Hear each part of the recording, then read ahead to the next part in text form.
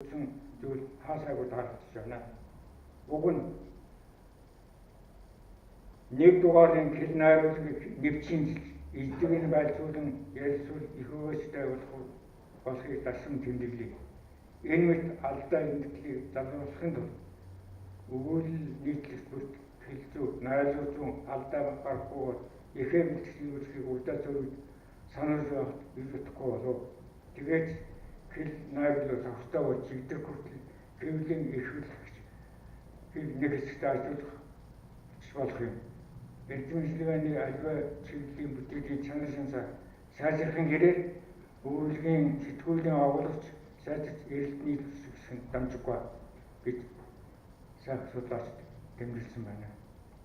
Энэ хүртэл би Монголын соёл урлаг судлааг эзэмшигэн цуурл бичгийн нийтлэлийн бодлого бүтээний чанарын тухай бичсэн хуулийн сүтний шүүмжийн томыг танилцууллаа. Шүүмжлэгчид тус сэтгүүлд эрдэм шинжилгээний цуурл бичгийн шаардлага хангахгүй чанартай бүтээлүүд байгааг олж харж шүүмжтэй дэрэнгүү үйлжээ. Гэвч тийм шаардлага хангахгүй бүтээл зөвхөн шүүмжлэгчийн хоёр шүүмжлэгчийн гарт өртсөн цуурл дугаарын тусварт байв уу? Эсвэл ихэнх алга байгаад унган шир алга болчихгүй гэсэн асуулт юу сайд тавьж байна. Энд нэг зүйл хэлэхэд энэ соёл Монголын соёл урлаг сэтгүүлийг би соёл урлагийн соёл урлаг судлалын эзэмшлийн хүрээлэнд би шинэ ухааны академийн хэл судлалын хүрээлэнгийн дээр урлаг судлалын сэвтэр гэж байгуулагдаад 1975 онд байгуулагдахад 2005 он хүртэл би энд ажилласан.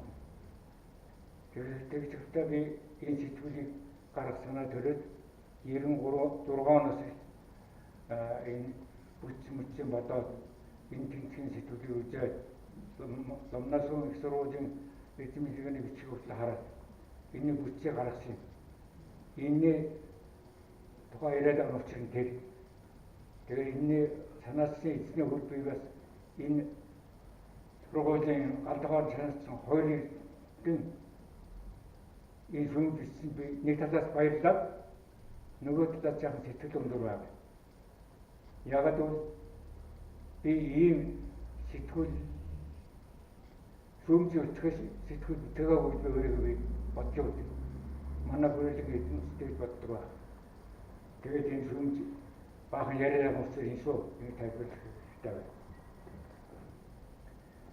Төв зөвхөн соёл урлал Монголын соёл урлаг судлал эзэмшигний цуурл бичгийн их 1996 оноос бэлтгэж анхны дугаарыг 1999 оноос хэвлэгдсэн юм. Цуурл бичгийн анхны дугаарыг бэлтгэхэд соёл урлаг судлалын хүрээлэн эрдэмтэн бүрийн зүтгэл хүрээлэн хамт олонны хүчин чармайлт асар их байсан. Үүнийг би цуурл бичгийн үүсгэн санаачлахаар хэлж байна. Цуурл бичгийн хавцсны зур бичвэр хэмжээ дамжаанаас эхлээд цуурлын хүч агуулгын англи сэдвийн сонголт зохиогчдын бүрэлдэхүүн нийтлэлийн бодлого цогц байдлаар хандсан төсөл хөдөлгөөн боловсрол соёл урлагийн их сургуулийн эрдэнэ зөвлөлд танилцуулж дэмжлэг авсан юм аа. Монголын соёл урлаг эзэмшигний цуурл бичгийн нарийн шинэ ухааны зөвлөлийн дараагаар чэдэв тухайн үед соёл урлагийн сургуулийн захирлаар ажиллаж байсан. Цуурл бичгийн эрдэмтэн нарийн бичгээр миний би тухайн үед соёл урлагийн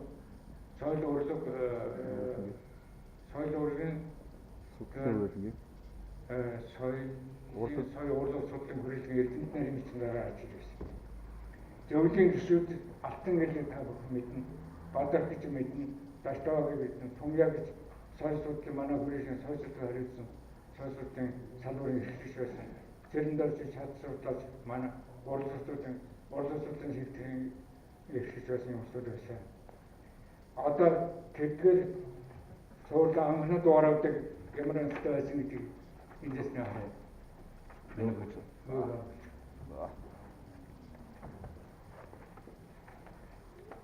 Энэ цуурлын 1-2-оос 3-аас 4-өөс 5 зургуудаа цуурлуудын үчинийг харчихтаа та нар юу гэж тийм уншиж байна. Соёл урлаг Нэг соёл урлаг судлалын энэ 3 хэлээр гарч ирсэн.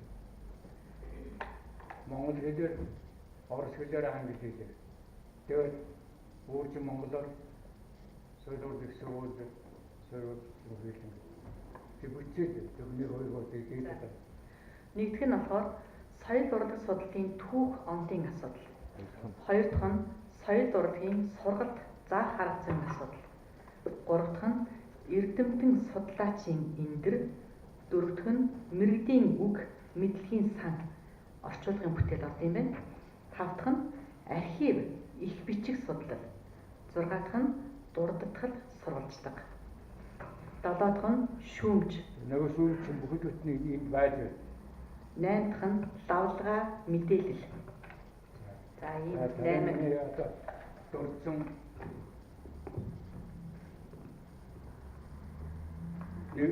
нэг 2 3 4 5 6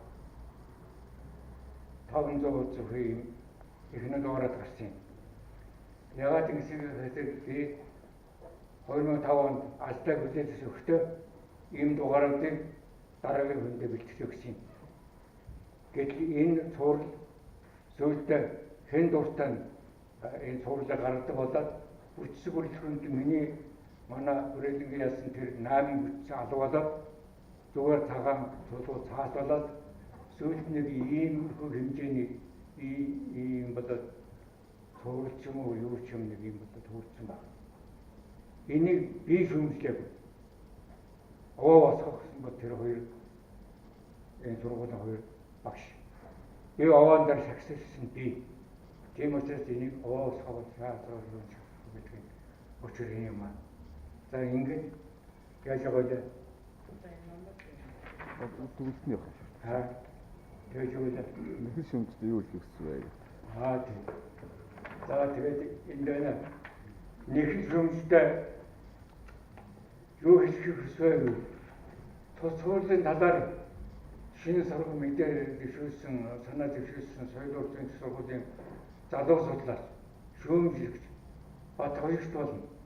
Ахмад Эрдэнэтийн профессор Баянсан талаархын ялданд анханасаа боддог гэж хамтын оюунаар бичсэн. Шив шинжил тодорхойлсон. Тус сэтгэл хэн дуртай нь эзэн сууж дураар дурж ялц чанарын муудах ирэхгүй гэж санал өгсөн. Энэ сургууль эрдэмтдийн цуурлаа сайн болох байгаа гэдэг санаж байна. Оосгоо бол шаазгаа юун суух вэ? Ослын эндэл гаргаагаа бол би ч юун цаашрах. Гэхдээ шаазгааттай шүү. Шаазгаа гэдэг би зөвшөөрөх гэж байна. За энэ хүрээд миний яг хөндөрлж байна. Тэгэхээр хэлцүүлэх зорилт би энэ шинжийн номуудаар тавьсан бас судалгааны хүрээлэлээр тавьсан бус юмнуудаар тавьсан тавхан оч сонирхч болно. Энд бол үнэхээр судлал шүүмжийг санаашаа улсууд их байгаа. Монголын уран сайхны шүүмж соёл урлагийн салбарт байгаас их олон уран бүтээлч хүсэж байгаа. Би ч хүсэж байна. Гэхдээ дээгүүр улс орны шүүмж их хурц өрнөж байна. Доор уран сайхны шүүмж их мохоо дуу намдуу байна. Энэ бас бодгол учиртай байна. Ингээд би нэг миний нэг орс сэтгэл аваад байдаг. Тэгээд би эхний шүүмжтэй лаад гэдэг юм байдаг. Хөгжим лаад, аяг хэмэл лаад гэдэг гурван юмнаас бүтээм л да. Тэгээд эхний шүүмжтэй би бас жаахан онлайн чиглэлтэй юм үзүүлээд таам тайлбар хийж бодож байгаа. Тэр үед би одоогоос 40 гаруй жилийн өмнө шүүмж бичсэнд би одоо бас бахархаж байгаа. Гэхдээ бас онлайн аваа бичгээтэй биччихээ гэж байна. Гэхдээ манай сургуульд онлайн хөлөвт нь юу вэ? Сургууль. Тийм ээ.